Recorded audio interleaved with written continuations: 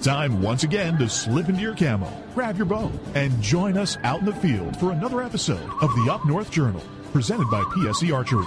The Up North Journal crew is knocked and ready to rock for another exciting adventure. So let's step outside and hit the trail. This episode of the Up North Journal podcast is brought to you by PSE Archery, Yamaha Outboards, Better the Hunt, Easy Cut, Packer Max, Deer Camp Coffee, Buck Baits, JPO Game Calls, Total Peep, Sunrise Archery, Scent Lock, and Scent Blocker. Welcome back to another episode of the Up North Journal, everybody. Host Mike Adams sitting in the cabin, refreshed from vacation down in Florida. I am back. I'm tan. I'm refreshed and ready to rock. How about you, Dan? I am ready to rock. I don't know about tanned, but today's weather, I could have got a tan. No doubt. Almost it's been 70 nice degrees, right? Absolutely. It's been nice. That's awesome. So, all right. Well, let's just get to it. Let's do it. Let's get into our supporters that support us. Starting out with Buck Baits. If you haven't been to the brick and mortar store at 15 in Dodge Park, you can go check them out on the website at www.buckbaits.com. Use the promo code UNJ20. You'll get 20% off your order. And a good friend of our guest, a supporter of ours, Packer Max. Get $25 off your order if you use the promo code UNJ25 over at packermax.com. Give Lincoln Roan a call and see what's going on over there. There you go. JPO Game Calls. No time like the present to get in your orders for your turkey calls or your coyote calls or whatever calls you're thinking about. Use the promo code UNJ10. You get 10% off your there. Newest one, the Island Armory. I was there today. I know. I actually spied you out. I know you did. And I tell you what, you go to theislandarmory.com, you use the promo code UNJ10, you'll get 10% off your order. Go check out their website. They're constantly changing with getting in new guns, more ammo, parts, and whatnot. And they do have, you can get a suppressor. Nice. So, absolutely. And last but not least, we're drinking Lucky Huntsman tonight in honor of tomorrow being Leprechaun Day or St. Patty's Day. There you go. Get over to deercampcoffee.com. Use the promo code UNJ10. You'll get 10% off your order over there. Don't forget we have our own label. And if you check out the website, make sure you get some of the Up North Journal brew, and you can check it out. All right. What's the temperature like up in Newberry tonight? I just checked the temperature. Snow is melting. 45 degrees. If you get over to Cedars, get a pizza, and you can get Deer Camp Coffee there as well. But I tell you what, in 2 weeks, that snow has really gone down. Yeah, it has. Big shout out to FM 123 in Newberry that carries our show up there. So we appreciate them working with us. Absolutely. So, all right. Well, but, you know, what? I tell you got what, something else? No, I got that. But I was just thinking, as we just went through the weather, you got to start thinking of this warm weather about food plots. Well, yeah, frost eating season's here. Yeah, absolutely. Start thinking about deer. Start thinking about the upcoming season. Think about deer 350 days a year. 356. Where'd you come up with that number at? I don't know. Are you all right tonight? I gotta get. See, I hear laughing in the background. Yeah, well, let's get our guest in here. Rob, I'm sorry, man. I've lost all control here tonight. I don't know what's wrong with Danny, but thanks for joining us tonight. We got Rob Pruitt on from Antler King, man. Thanks for joining the show. I appreciate it. How you guys doing tonight? I'm doing fine. I don't know what's wrong with Danny tonight. Well, I'll tell you what. I was a DF student going all through school, but I feel pretty smart right now. So there you go. No doubt about it. I tell you what. Good to have you on the show. Mark Coleman suggested we get you on, talk about you and Antler King and what Antler King's doing for the deer and seeing what you got going on, starting out, with you. How did you get into this? Oh, man, hunting has always been a passion of mine. I grew up in a hunting family, very lucky. Used to do it all. Right now I'm pretty much, turkey and deer hunting is about all I'm doing anymore. But I just love it so much. But getting into the food plots is something that here in Central Illinois, where I'm from, there wasn't nobody planting food plots 25 years ago when I started doing it. And I had no idea what I was doing. And from that day till now, it's just became a passion of mine, something that I actually enjoy planting the plots and maintaining them just as much, if not more, than I do deer hunting. I just really enjoy it. I really enjoy teaching people about it. And number one is because I didn't have nobody except really a farmer that could really tell me anything about planting. And if anybody that gets involved with doing any kind of food plots like I got here behind me, it's night and day difference from planting corn and beans than it is doing a food plot. They can help you out some, but there's a lot of tricks of the trade that, I mean, people like me with the experience and everything that we could help people out, do it the right way. And I tell you what, it's also become the way everything is materializing and getting the family out into the woods or outdoors. Food plotting is one way to do it, because I see more and more families getting into it with the kids doing some of the work, whether it's seeding part and the parents doing the breaking up of the soil and stuff. But I think it's a really good way to get the whole family involved into the deer prop as well. It is. I mean, it's right there with, shed hunting, mushroom hunting, anything like that. My daughter, she grew up planting plots with me. She's getting ready to turn 24 years old. She still hunts with me. She helps me in the plots. We mow the clover. I got some ground in Indiana that we can actually do minerals in and stuff like that. Since we can't here in Illinois, she helps me replenish all them. It's just a family event that we just enjoy doing, like I say, just as much as we do sitting in the blind together during the fall. Well, and that's also part of it, right? You go through, whether you start out now with a little bit of frost seeding, which we'll talk about. We'll get into the spring food plots, into the fall food plots, if you're using minerals and blocks. In the fall, you reap the benefits of sitting there and watching whatever might come through the food plot that you've planted. There's nothing better than watching a deer come in and eat a plot that you planted. I mean, they come in there, they have bed down right in the middle of it. They rest up a little bit. They get up and eat a little bit more. I mean, this year I had a little button buck that every time I sit on this one food plot, I would run him off. No matter what time I went in there, I'd run him off, and he would come right back, and he would stay there the whole hunt. And I enjoyed watching that little button buck more than the couple deer I shot. It's fun.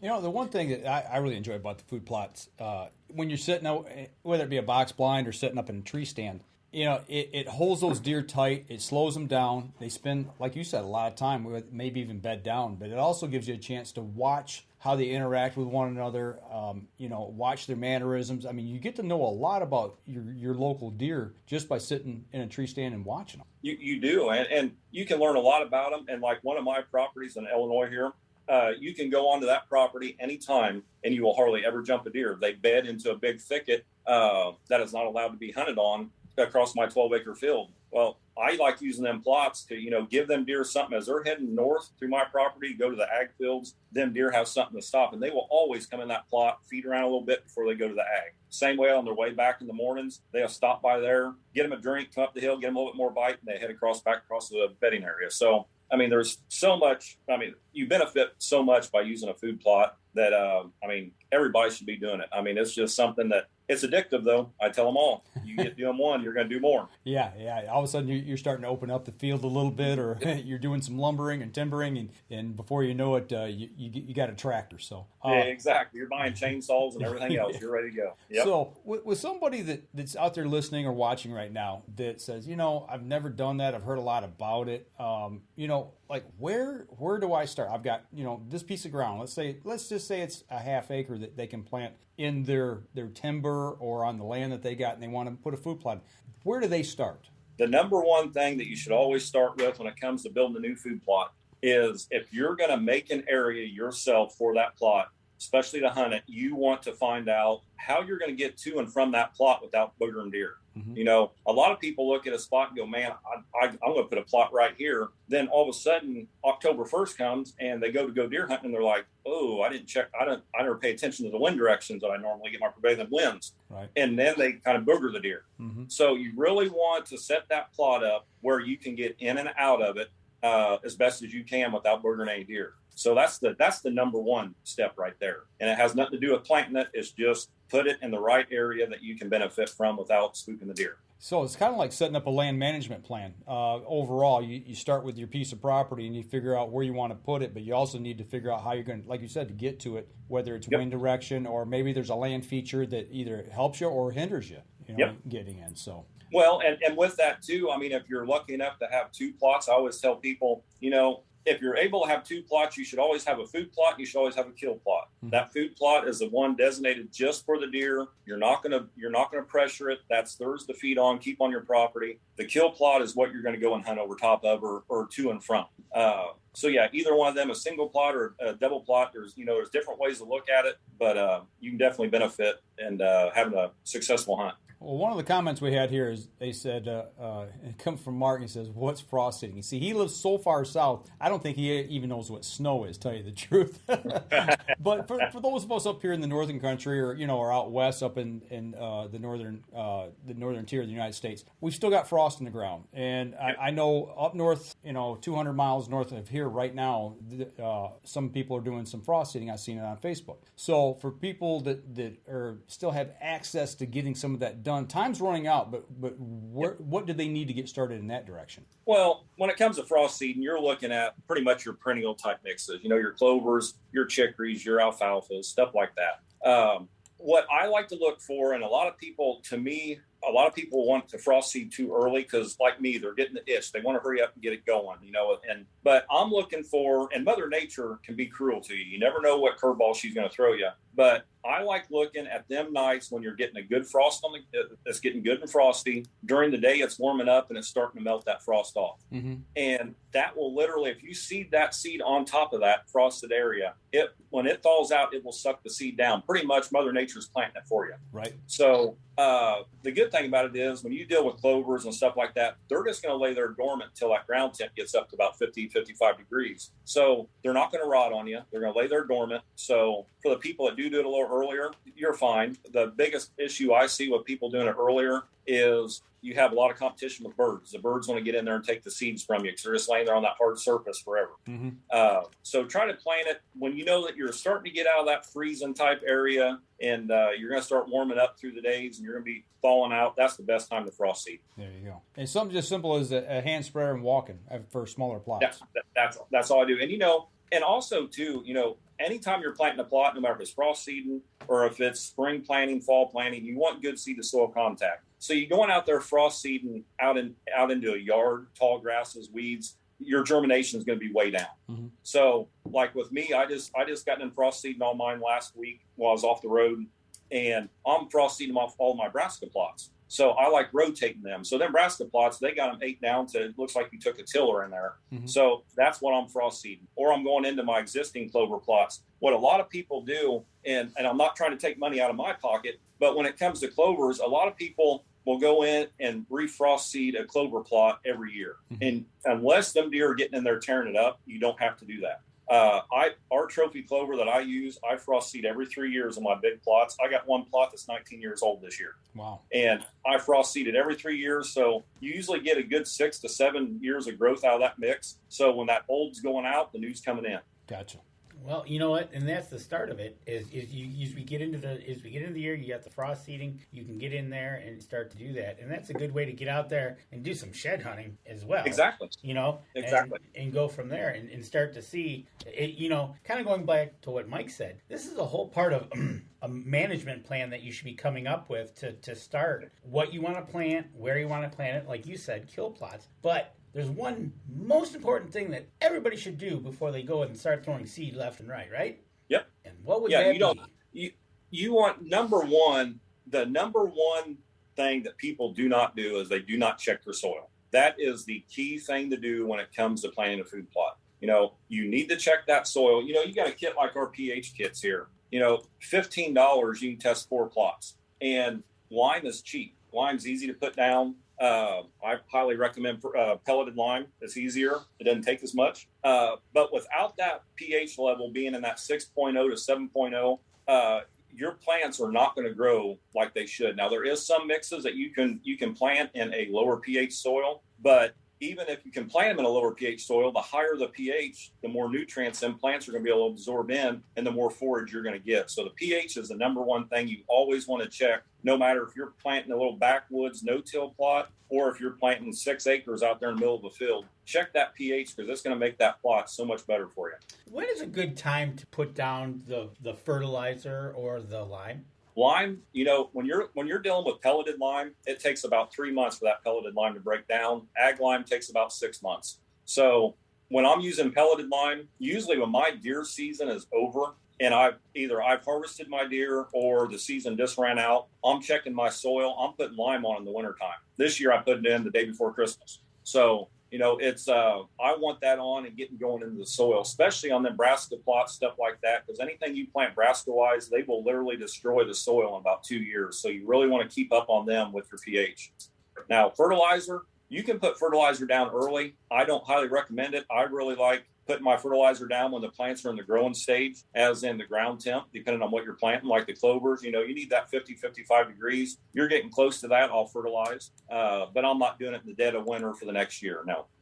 So where I'm at, up in the UP, I kind of got a plan. Well, there's probably still a couple feet of snow. But... It doesn't get 55 in the UP until August. So, okay. So I was going to say turkey season, here in the middle of Michigan, usually 50, 55, right around April-ish, we get to that. Exactly. Yeah. So, and that's kind of my plan is when I go up there, open up the cabin, I'm going to throw down some lime.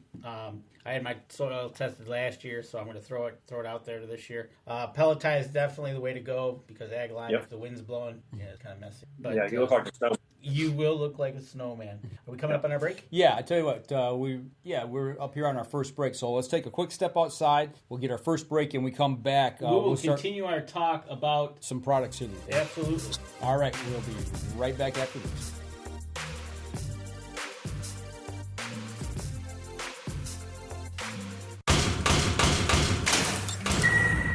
PSE Archery has reinvented the way you buy bows.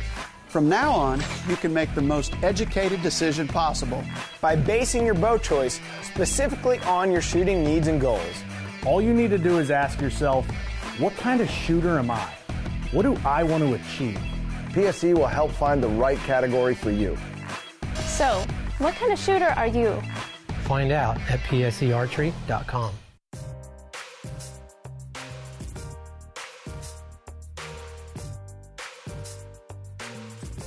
Welcome back, second segment of the show. What you got? Talking about, when we went to our first break, we were talking about fertilizer. Lime, regular fertilizer, when to put it down, what to talk about. Other question that comes to mind is Roundup. When to use it? Should I use it? How do you, what's your thought of for the person that's got a weekend or a week up at their place, using Roundup? Using Roundup, I would rather see you wait a minimum of 7 days before you plant anything after spraying. A lot of people are going to tell you that you can go 3 to 4 days. I've tested it many, many different ways, and I've found that minimum of 7 and about a maximum of 12, you can go ahead and seed in between that time, and you won't have no issue. I highly recommend using. I use glyphosate, which is a generic Roundup. I'm actually very anal when it comes to working my plots. Now, you're talking about a weekend getaway, so it's going to be tough there for you to use a herbicide to kill anything and plant the same weekend. It's going to be very, very tough on you. That's why I said that's why I switched it from a weekend to a week, because probably July, that's probably what I'm looking at is probably a week. Okay. So I was thinking my plan was to get in there maybe the first day, spray the Roundup, let it get in there for a few days, and then come back towards the end of the week and do my planting. But there's one thing I definitely will use at the end of that planting is the Packer Mac. There you go. And because Lincoln Rowan is tuning into the show, absolutely going to tell him the Packer Max. There's no better call to Packer on the market than that Packer Max. I'll tell you that right now. I own one myself. Right, exactly. So that's the thing, right? You gotta kind of make a management plan like we talked about. When you're going to fertilize, when you're going to put lime down, if you're going to use Roundup, if you're going to frost seed.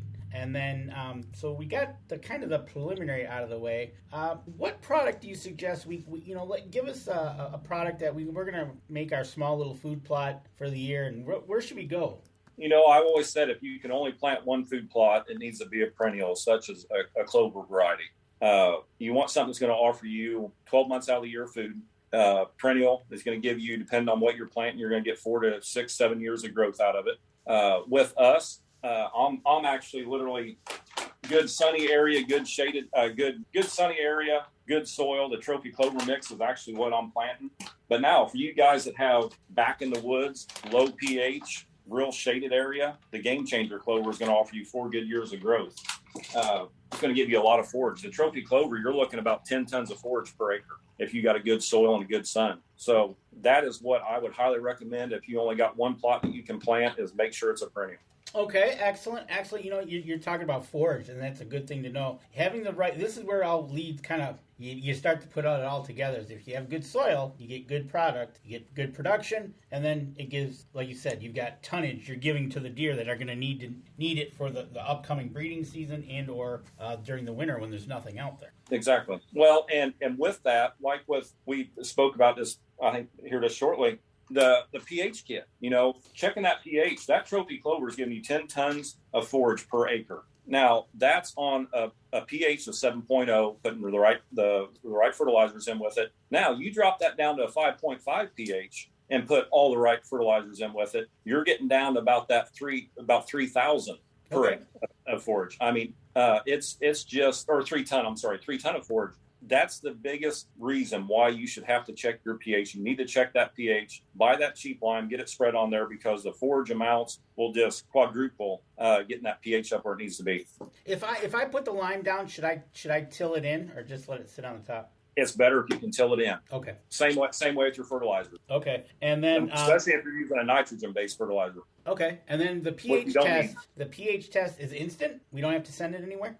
Nope. That pH kit will come with all instructions in it. All you actually need is you're going to need, I use a little 1 gallon bucket and a little garden shovel, get you about 8 ounces of dirt, but I like going in a food plot. I like digging me 1 little scoop on all 4 corners and 1 in the middle, mixing them up in a 1 gallon bucket, get me 8 ounces of dirt out of it, pour 8 ounces of distilled water in it, stir it up, let it set for about 10 minutes. Then we got the little strips you stick in there, pull it out and match it up, and it'll tell you exactly what your pH is before you walk out of the plot. Oh, so it's like a test strip, not the same, but similar to what somebody would use on their pool. Exactly right. Litmus strips, yep, exactly. Okay. And like you said, so that gives you an instant number to start driving to.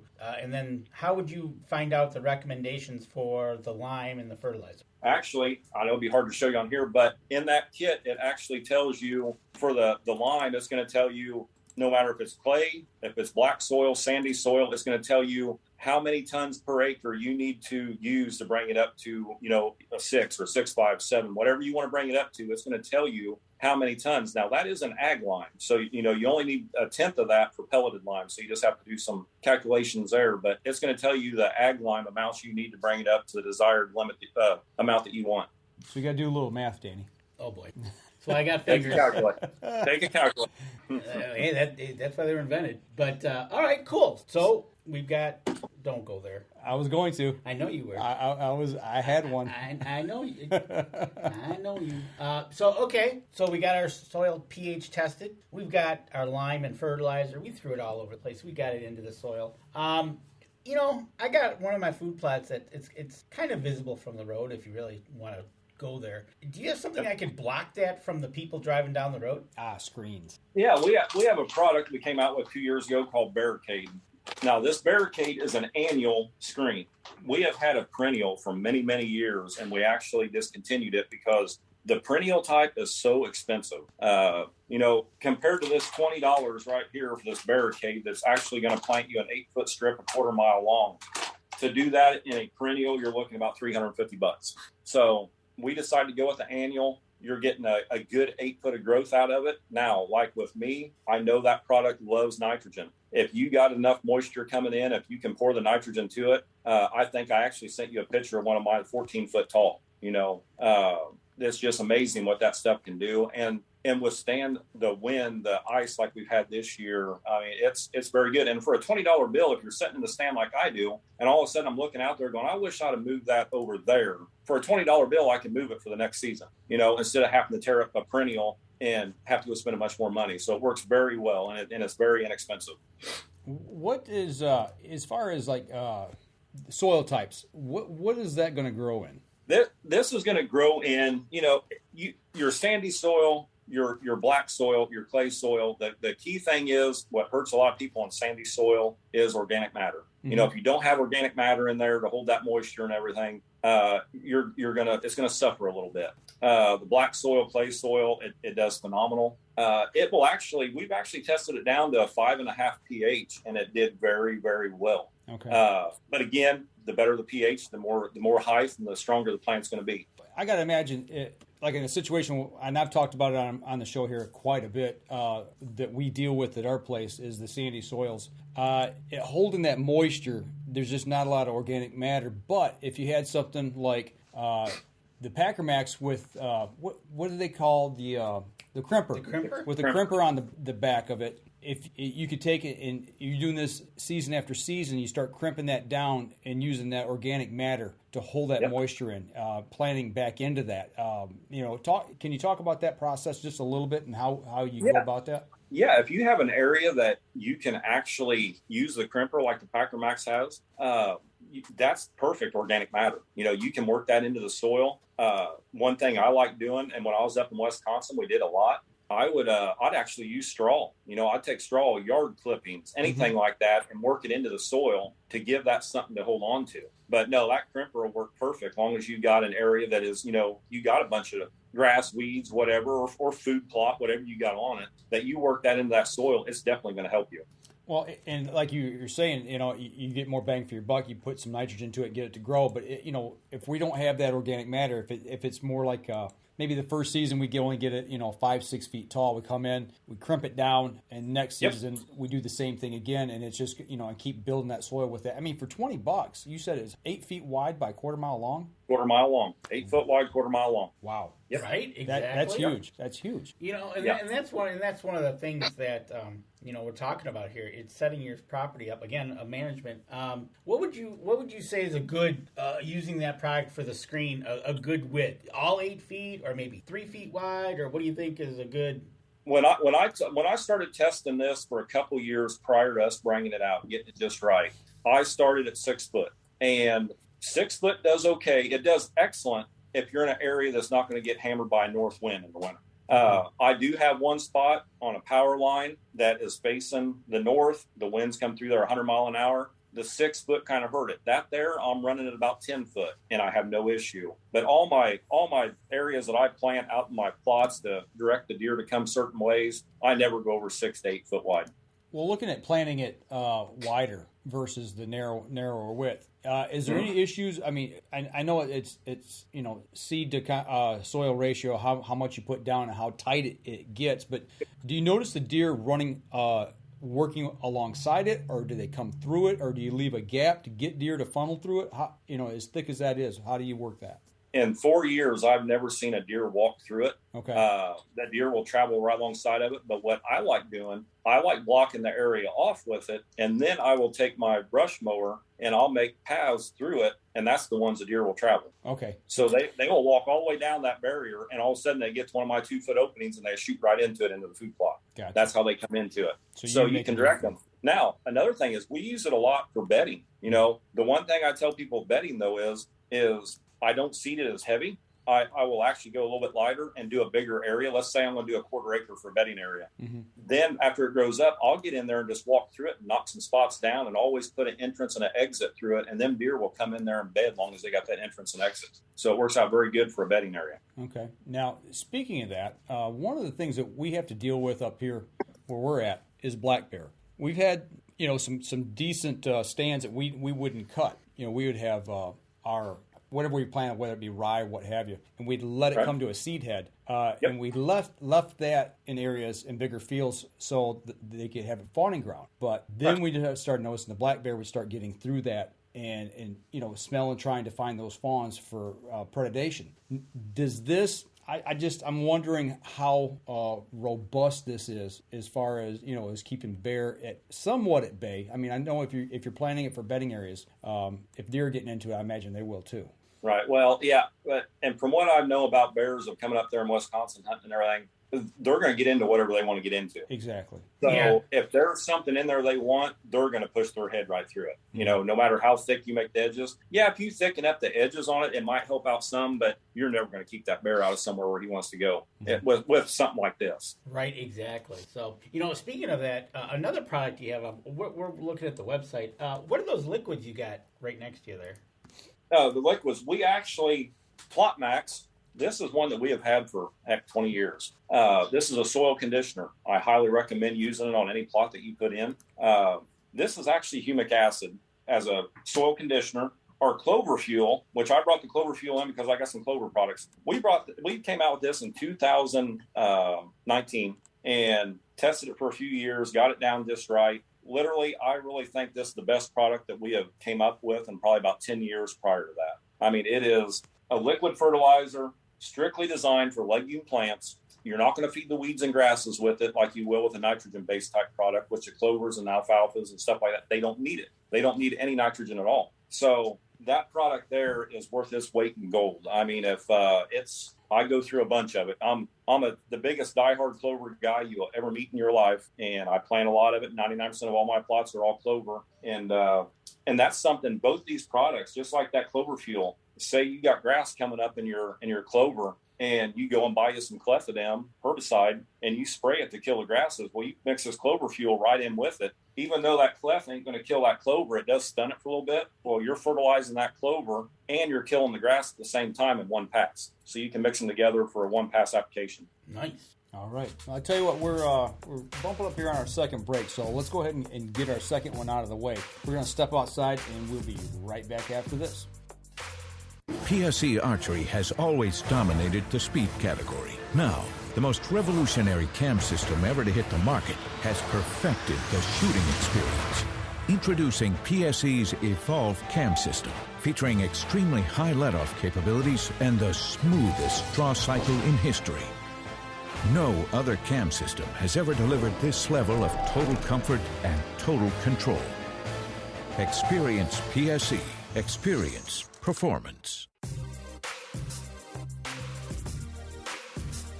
Welcome back, third segment of the show. Danny, you got a question coming in. Yeah, first things first, we're talking about Antler King with Robie Pruitt. And for anybody out there, if you go to antlerking.com, you can check out everything we're talking about, from their food plots to soil to minerals, attractants, and feed, and pick up some swag. And you can also order their catalog. They'll have it mailed to you. That's what I did. So got it out to me within pretty quick. So get out to antlerking.com. Question is, can you mix brassicas in with your clover, or will that mess up your soil? Well, here's the thing. This is a tough one because there's a lot of people that ask me this. A lot of people do it. I do not like mixing brassicas in with my clovers. Number one, the brassicas will actually shade out the clover because they will outgrow them, and they're such a big leafy plant. They will destroy the soil. I highly recommend, if you're wanting to mix them, plant them side by side in the plot. Your brassicas are going to do so much better alone, and the clovers are going to do so much better alone. I'm saying that as if you have an established clover plot, or you want to have an established clover plot to lead on for years and years and years like I do, I would definitely not plant them together. Now, if you're just wanting to throw something together just for one season for that and do a fall planting of it, have a little bit of clover, the brassica is going to take over, but you still got a good amount of food, you're fine. But if you're wanting to really establish a good clover plot for the years to come, don't mix anything with it except for like chicory or alfalfa, something like that.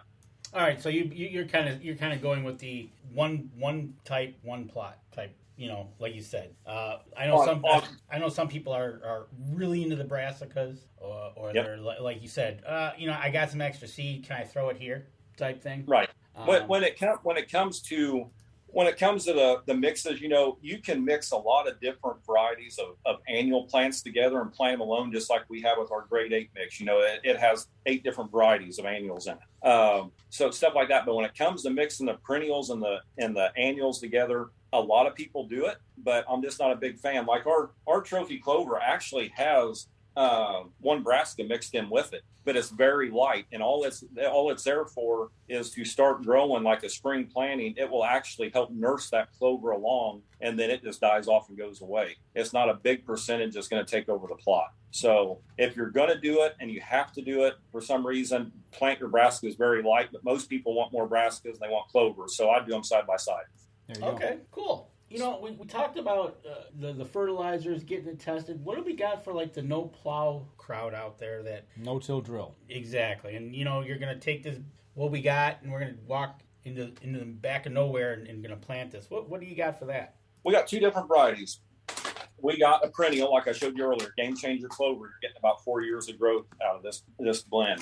Now, we also have an annual, which is our no sweat.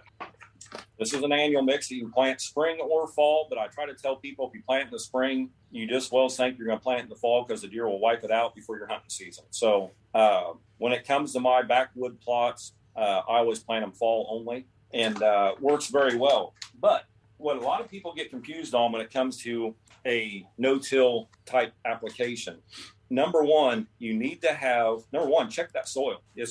I'm telling you guys, check the soil. It's going to make it so much better. Number two is you need good seed to soil contact. Going into an area that's got a bunch of weeds, grasses, leaves, pine needles, and trying to sow over top of it, you're going to lose so much germination. You're not even going to know you even did anything. You need to get in there, especially in small areas, logging roads, a steel rake if you don't have the equipment, and just rake all that stuff off. And the other thing is when it comes to a no-till back in the woods, nothing will grow in full shade. So you need to get that 3 to 4 hours of sunlight. You need to open that canopy up a little bit. You can get by with 3, but 3 to 4 is better. Getting that 4 is better. But you got to open that canopy up if you can to get some light on that. If not, nothing's going to grow except them old pesky weeds. Well, thinking about that, where there's some canopy, you're going to open it up. You've got leaf litter down. Other things you're talking about, you cleaning the, scratching out the road, whatever. What are your thoughts on using a controlled burn? Oh, I do it every year. That's one of my favorite things to do. I love controlled burns. Love it. Okay. I mean, I've got to imagine, too, though, like a situation I was talking about earlier where you're trying to keep moisture in the ground. That's one of the things you don't want to do, and that's where you could use a Packer Max and crimp that existing down. Crimp it down. To hold that moisture in. Okay. Exactly right. Yes, especially up where you guys are at. It worked out perfect. Okay. Yep. Yeah. Just make sure control burn don't get out of hand. Yeah, you don't want that. We've seen you don't that. want that. That's I've seen that happen. It's why you have, you have the proper equipment, the proper people. If you're not easy in doing it and not a professional or whatever, don't go try to do a control burn and right. Get out of control. Well, back in the canopy area, okay, let's say we've got something that's, fairly open on the ground. We've got some old growth, and we're going to do some timbering and select cutting. Let's say, we've got 75 to 100%. I mean, we've got clear ground below because the canopy's so thick. Yep. What are we wanting to get that canopy to as far as percentage-wise opened up? Are we talking 50%? Are we talking 40%? I mean, how far back are we going to cut? You can get down to that 35, 40% and still get a good amount of light in it. It's actually going to depend really is, if that plot's running north, south, east, west, what it's going to do, how the sun's laying into it. Mm-hmm. So you can get by with about 30% on the right application. Okay. 30, 35. I know timbering is a huge issue, especially for people that may be a little older in age, a little older than some of us. It's a very touchy situation up here, especially in Michigan. It causes a lot of arguments at camp, so to speak. Yes, it does. It does here too. It really does. Okay. I think that's all over, especially with the older generation. Right. So one of the questions coming through from Tammy is, so you're pretty much thinking 12 months out of the year about food plotting. Exactly. Right. Well, you have to. I mean, once season's over, you're getting everything together for frost seeding if that's what you're getting into. Timber management, what have you. I think food. The thing that I've noticed is you go from food plotting, you get into timber management, you get into habitat management. Like you said, for you, it grows exponentially, and you never really quit thinking about it. No, you don't. And like with me using all the clover products, I'm in the woods every other weekend. Mm-hmm. I have to, them big clover plots, the smaller clover plots, the deer pretty much eat because, anytime you see clover flower, you want to top it because it's at its lowest protein rate, least palatable for the deer to eat. Mm-hmm. So you want to cut that to turn that back around. Right. And so you get these big plots. I don't want them setting at their lowest. I want them at their highest. So I'm in there every time I see them lit up with flowers. I'm in there mowing them, but I enjoy it so much. That's just my time away to get out, sit on a tractor, sit on a 3-wheeler, 4-wheeler, whatever I'm using, whatever plot I'm mowing in, and just go out and have fun. I got plots that I actually use a weed eater and some small backwoods. The Game Changer clover, that 4-year clover, I use it a lot on logging roads. So I'll get in there with a weed eater and just take the tops off of it. But it's just always something to do, and it's just fun to do it. I got a picture up right now, 3-wheeler with the mower behind it in your clover. I mean, we're looking at the flower heads on it, and you're saying that's the time to cut it. How tight do you want to cut that back to the ground? I like leaving about 5 inches standing, 5 to 6 inches standing. Okay.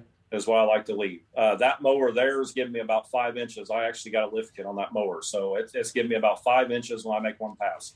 He's got a lift kit on the mower. I like this. Yeah, I do. Right? Is it 4-wheel drive too? I know, right? It's actually No, it's 3-wheel drive. Right. There you go. You know, and that's part of all taking care of your thinking food plots 12 months out of the year, taking care of them when you get to them. But, you know, Antler King is just not all pH kits and seed and mineral or some fertilizers. Looking at the attractants, starting with minerals as I walk down your... when should we get into the minerals, and how often should we supply or reapply them if we're starting a mineral site? Let me get into that just in a second, but let me finish up something on the food plots real quick. Sure. We're going to get away from that. And I think it's very important for everyone to know this, and I've dealt with 2 people today on it on calls. When it comes to planting a food plot, ground prep is key. Seed to soil contact is key. A lot of people are getting out there these days and they're using tillers. And there's nothing wrong with the tiller, as long as you know how to prep the soil. And they turn that soil into powder. They broadcast on top of it and want to call the packet. Well, when you're planting these type of small seeds, you know, you look at a clover seed size of a pencil lead. Mm-hmm.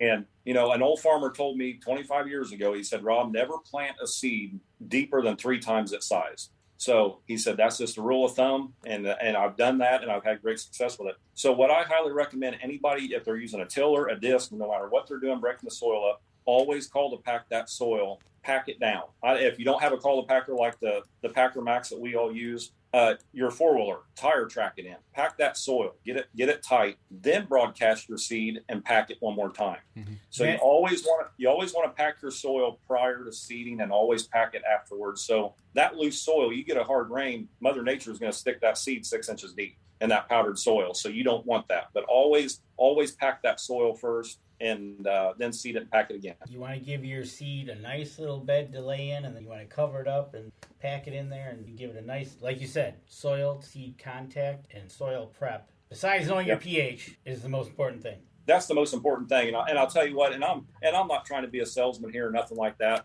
but that Packer Max that we all been talking about here, that is key right there. If there's somebody out there that's never used one, they need to use one, because I've used the big old call to packers for years, 10, 12 footers. You can't move them nowhere. A lot of times they're too heavy for what I'm wanting to do, especially when I want to go back over it that second time. That Packer Max has made my life so much better, so much easier to travel with it. It's the right weight. It works perfect. And like that 3-wheeler you just seen there, I pull it behind that 3-wheeler with no problem loaded. I mean, it's the perfect little tool. Okay, I got a question for you.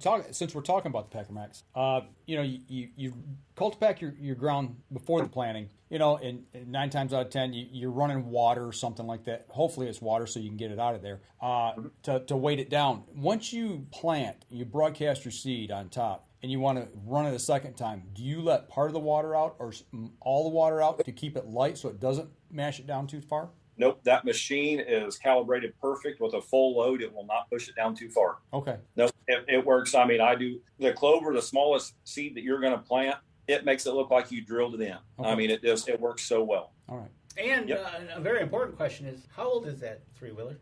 I bought that brand new in 1986. It was the last one Honda had on the floor when they outlawed them. That if we could have $1 for every acre that thing has mowed, I'd have something. I'm telling you. There you go. That's my baby. That's why I'm single. I traded it for my wife. So there you go. Man, we should. Never mind. I know, right? Don't even go there. But that is so important. You can't stress enough whether you start at the beginning of your planting with the pH soil, or when you're finished at the end, when you're cultipacking it, putting the seeds with that soil contact. It's so important to get the whole process complete if you can, the best you can. And even if you're out in the middle of your 40 acres on your favorite, and you want to put in, at least get a rake or something and break up what you got. Just don't, like you said, don't throw it right on top, because your germination factor will probably be on the minus side, actually. Yep.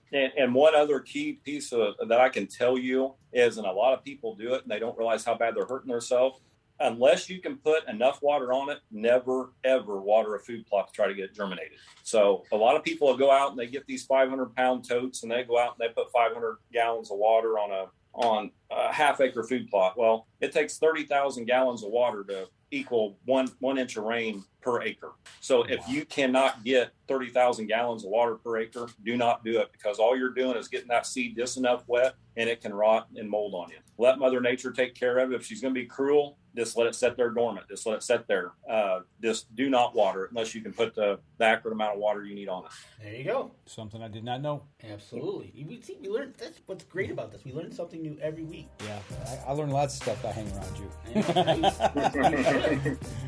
I tell you what, let's get our last break out of the way, and that way we can take as long as we need to here on the last segment. All right? Yeah, absolutely. Okay, we're going to step outside, take our last break, and we'll be right back after this.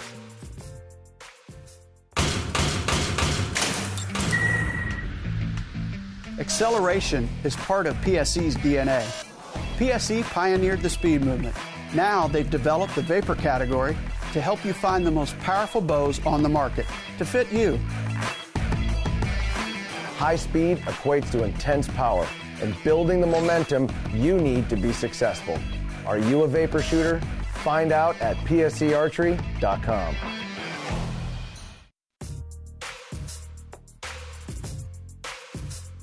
Welcome back. Last segment of the show. And for those of you who are listening, once again, you missed a nice little chat here in the break. You need to go back. If you want to know about a little bit about control burns, go back and listen. Absolutely. Go back and listen. And while you're at it, as we talk with Antler King and Rob Pruitt here, get yourself over to antlerking.com. Check out all the products they got, from food plots to soil to minerals, some attractants and feed. And if you're on Facebook, get over to Antler King Trophy Products Incorporated and go like their page while you're over. But talking about, we talked about food plots, we talked about soil, fertilizer. Talk a little bit about minerals and setting up a mineral site, or how should we handle that?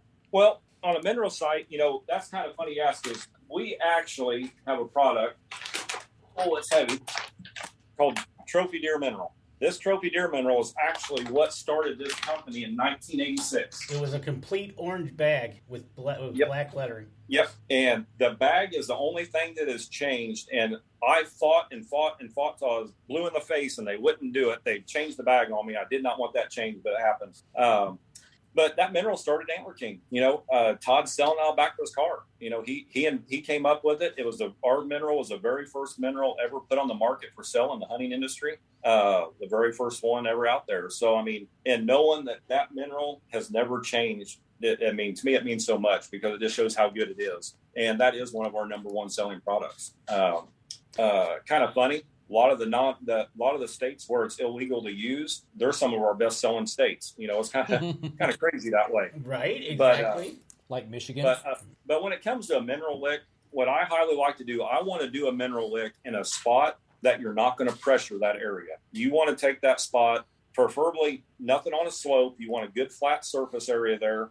I just like cleaning out about a 4-foot circle and just rake it out, kick it off your boots, whatever. Now, you can take a steel rake and rough the ground up if you want. You don't need to, but clean that off of all debris and take that 120-pound bag and just spread it all over the whole circle, and then let Mother Nature do her thing as the rain comes in and stuff like that. One thing I see with mineral, and again, here I am preaching the gospel and hurting sales, I see a lot of people use way more mineral than they need to per year. That 20-pound bag of mineral right there will go a long ways. And I'm talking, it'll get you through 4 to 5 months through the year in a normal deer density area. A lot of people think when they don't see it that it's gone. Well, that is actually designed to leach into the soil. That's why they dig the hole, they make the pond. That's how they get the intake from it.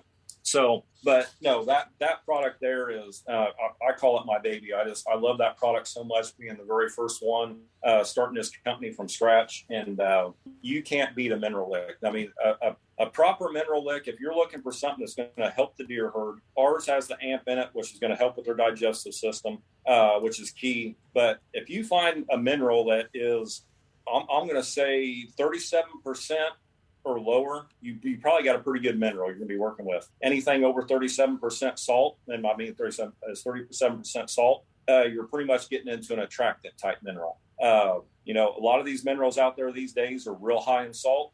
It's like candy, to me. I love candy. Deer eat salt just like I do candy, and makes a heck of an attractant, but they're not benefiting from it. So if you have anything over there in that salt content above about 37-40%, you're not getting the best mineral that you can have. So that's why this one works out so good. We have another one called Lick Magic. Lick Magic's a very good. It's higher in salt. It's got 10 vitamins and trace minerals in it. It's got our yeast culture in it, the AMP. Works out very well, but it's more of an attractant mineral compared to our trophy deer mineral. Our trophy deer mineral is the number one mineral we have if you're wanting to build a healthier deer, which then will build bigger antlers and stuff like that. What would one mineral site, how big would that cover? Like one mineral site per X amount per 40 acres. 40 per 40 acres. There you go. One site per 40 acres is what we highly recommend. Okay. No, that's perfect. So we're putting out the mineral, and then you get the attractant side of it. How side by side? How far apart? What are we doing with that later in the season?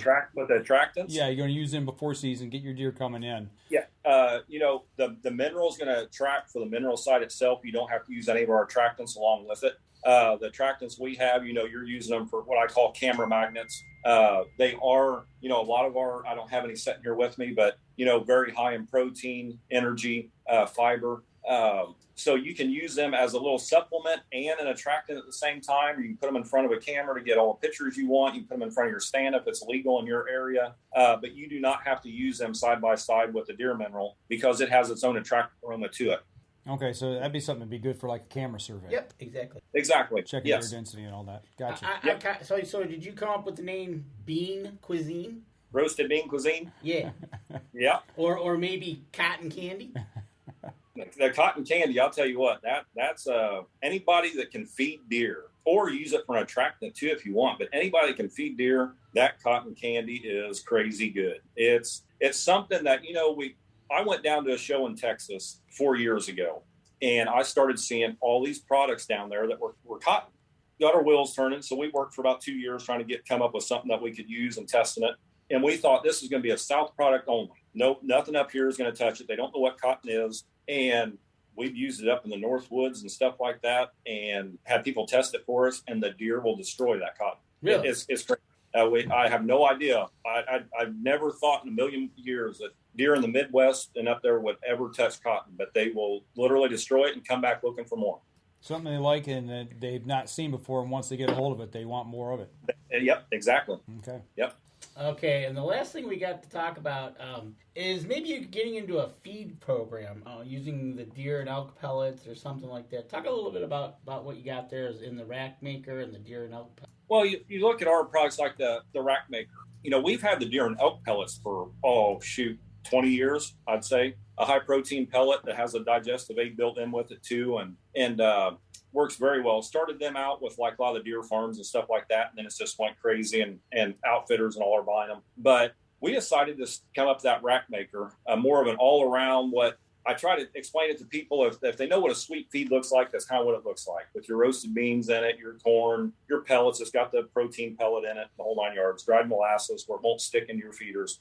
But if you ever look at our products are going to keep down like that one. There's a 16% protein. A lot of people call me, man, I don't want to use that. I want something that has 30% protein in it to use in the wintertime. Mm-hmm. Well, that's the worst thing ever you can do.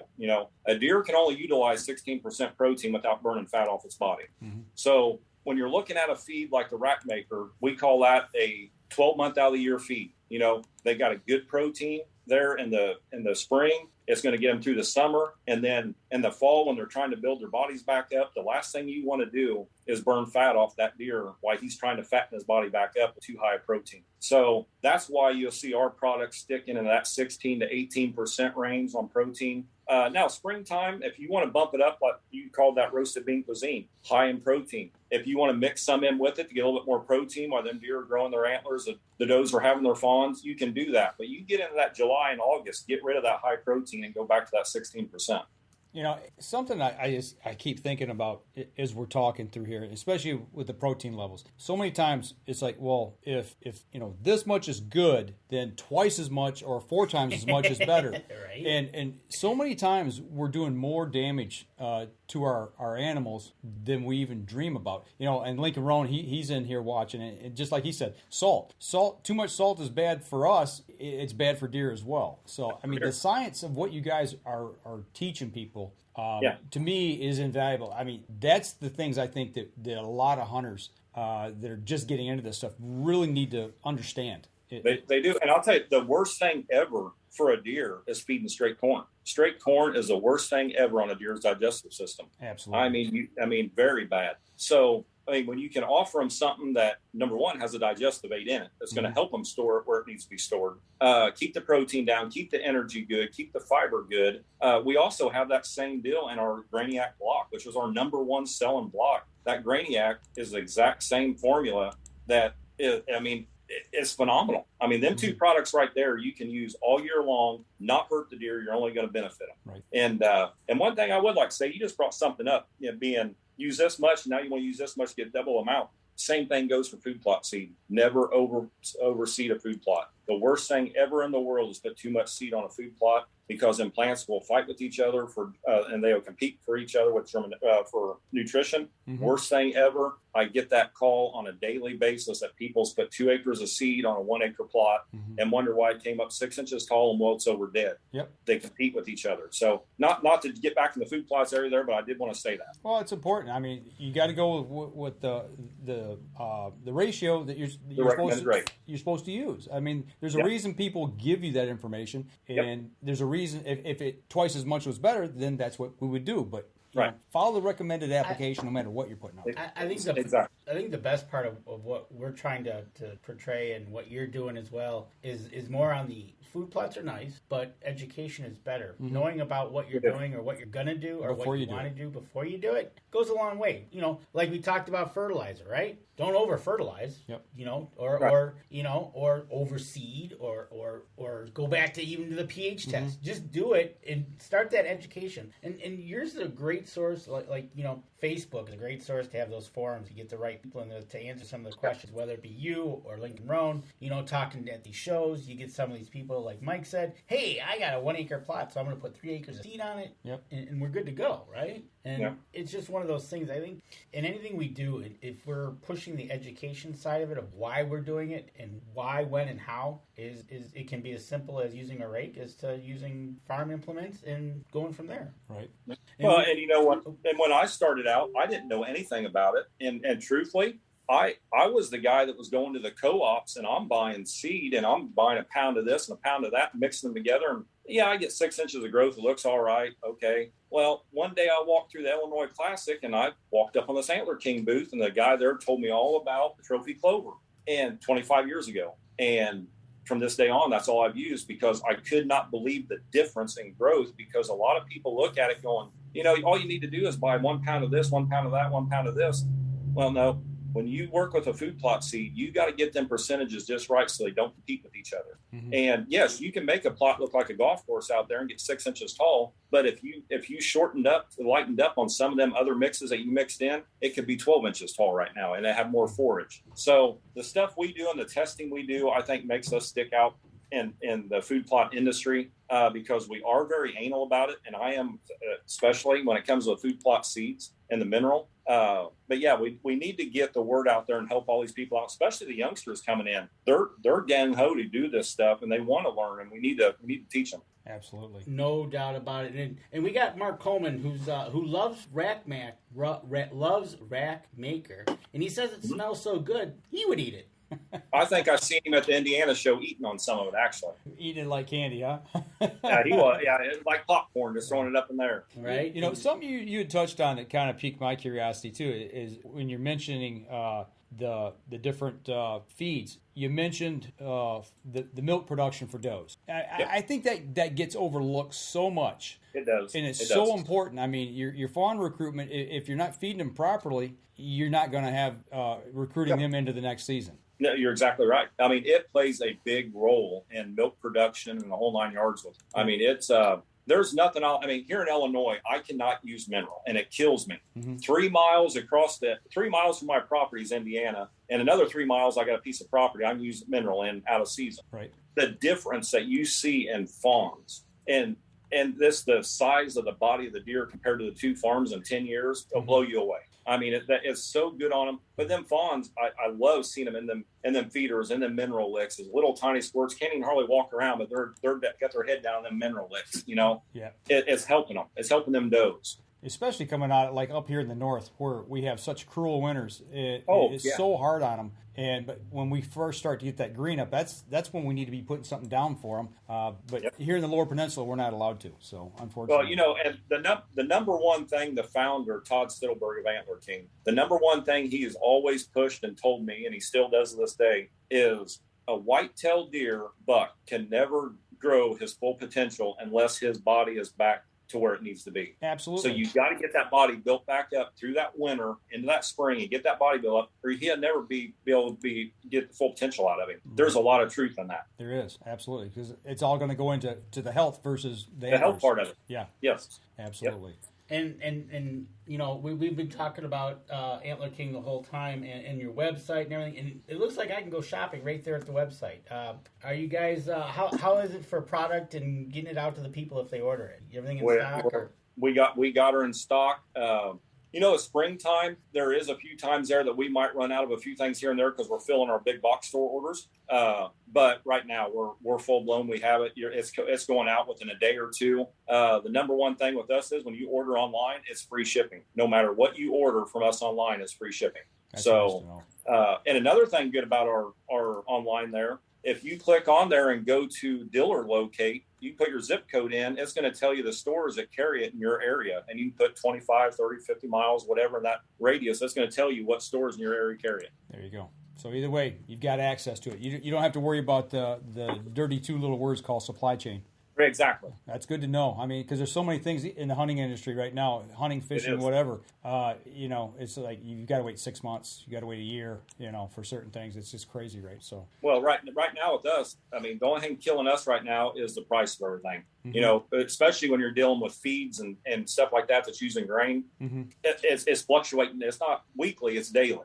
I mean, it's just a rack maker and stuff like that. And we got to lock them prices in. So we really got to watch it when we do it. Because, I mean, there's been times we get hurt on it because we got it locked in, you know? Well, you know what? I want to chase a rabbit here since you mentioned that. It just popped in my head. Is this something that we need to be concerned about with what's going on over in Ukraine right now? Because so much feed and grains come from that area of the world. Is that really going to hit this industry as well at some point? We're hearing that it could. Okay. Yes. Okay. Yep. Especially the seed and grain. Yes. Okay. Yep. That's there's a few products I know that we have heard from this year already that they're talking like buckwheat and stuff like that of being a shortage in. Because of some droughts and some fires and stuff like that. Mm-hmm. I don't know how extreme it's going to get, but there's some talks about a lot of different things out there that, you know, right now it's talk. We don't really know for sure, right. But there's some people worried about certain things, well, if it's going to be a shortage or not. So we'll see how it plays out. It can't be good. It'd be a good idea to get your hands on what you plan on planting this year before something like this comes about. And you know, that's why I tell everybody, I say, hey, get this stuff. If you can store it in a house or any place that you can store it that is climate controlled where it's not going to draw moisture, this stuff will last you all year long. So if you want to get it and not worry about it, you buy it right now, and that seed's going to be perfectly fine for you to even plant this fall. And just keep it where it's not going to draw moisture in the back. Shelf life on your products? It depends on the product, really. You know, you get into your clovers, alfalfas, you know, your chicories, turnips, radishes, stuff like that, you know. Certain states is different. Some states we can sell them for 2 years. Some we can sell them for 3. One thing with us is if they're what we call it retagging. Mm-hmm. If there is a product goes over a year old, they let us know. We send them retags to let people know when that seed was tested. But in something like say certain ones. But I'll tell you what, that trophy clover. I went to a warehouse that was that was going out of business, and they had 9 bags of it there that was over 9 years old. Wow! And I had probably the best looking clover plots I ever had. Really? As long as you can keep them. Yeah. You know, the key thing is all these bags are perforated. They can breathe. That's the biggest thing about them is that seed has to be able to breathe. If you get a container that's solid, locked up tight, your germination rates will be cut quicker. So you want to be able to breathe, but don't let them get any moisture to them. But yeah, I mean, it's all the product that comes from our warehouse is going to, if you order from online from us, it's going to be the freshest seed you can buy. That's good to know. All right. There you go. I'll tell you, we're running up out of time here, but before we let you go, you sent me a couple pictures of some deer here. I got to know a little bit about these couple deer here that you sent these photos of. Do you know which ones I'm talking about? I know I sent a couple deer, but I don't know which ones you're looking at right now. Well, the delay here is about 20 seconds. So in about 20 seconds, the first one will pop up. You're sitting on the ground. It looks like 1, 2, 3, 4. It looks like about a 10-point mainframe. Nice sunny morning. It looks like. Sunny morning, sitting in your camo overalls. Yeah, that would be the deer from this year. Okay. It's like this through the season. Okay. Yep. And that was killed on one of your pieces of property. That was killed on one of my Illinois farms, yeah. Okay. That funny story about that one is I was hunting that deer, and I walked into the woods from my truck, and I got to a holler that I come up to, and I heard something running, and I got just to the edge of the holler as a doe crested right in front of me with that buck chasing her, and she darted down, went up the hill on the other side of me to go up the draw, and that buck went over there at 30 yards and stopped, and I shot him on the ground walking in. Wow. Yep. Nice. So it worked out perfect. That's a nice rack on that buck. Did you have that buck aged? No, I never did. Nope. Okay. Man, that is beautiful. I know, right? And the other picture you got looks like it's dark time. It looks like it's nighttime. Yep, that's the big 9 that I shot 2 years ago. Okay, narrow and tall. Yeah, but actually you can't see him. He's over my shoulder now, but you can't see him. You know, down in Indiana where I've got a place to hunt, it looks a lot like the deer that we hunt down there. They're not as wide, and they're real tall. So I got to imagine that's just in the genetics in that throughout that area. Because there it is. Okay. Yep. It sure is. Yeah, I've never seen so many bucks in my life that all had that same characteristic. So. Yep. Well, there you go, Danny. All right. Well, I'll tell you what, we're running up out of time here. Anything you got, Dan, that you want to run? Just a reminder, everybody out there, go visit antlerking.com. Check them out. If you want to buy something, you can buy it right from the site itself. Or I did a quick search of the area. It looks like any Tractor Supply. TSC. Go over there. They'll have the product available. And then if you're on Facebook, get over to Antler King Trophy Products Incorporated and check them out. There you go. And just let you guys know too, if anybody calls into the Antler King phone number, it will be directed to me for any questions on products. So anybody feel free to call and talk to me personally. There you go. That's a great idea. You know, if you got any questions about food plotting, we talked about it a lot here, but if you got a certain question, a special question, use that phone number. Talk right to Rob, and he'll give you the answer. There you go. Yep. Can't beat that. Anywhere I can. That's awesome. All right. Well, we're going to wrap up the show tonight, folks. Thank you for spending an hour with us. Actually, a little over an hour here now out of your Wednesday evening here, helping the guys and gals out there that are getting ready to do some food plotting. Make sure you go over to their websites, all their social media, give them a like, follow, share, do the same for us. If you're listening to the show over on iTunes, make sure you give us a review. That helps us and also helps our supporters. And if you catch our show on YouTube, make sure you subscribe. That helps us out as well. Like I said, it'll take a couple days. I'll end up posting over it on the YouTube channel, and then you can see it there. There you go. Now, next week we've got who? Don't know yet. Stay tuned. I thought we had somebody scheduled. I haven't heard back from them. Oh, okay. Well, I guess we don't.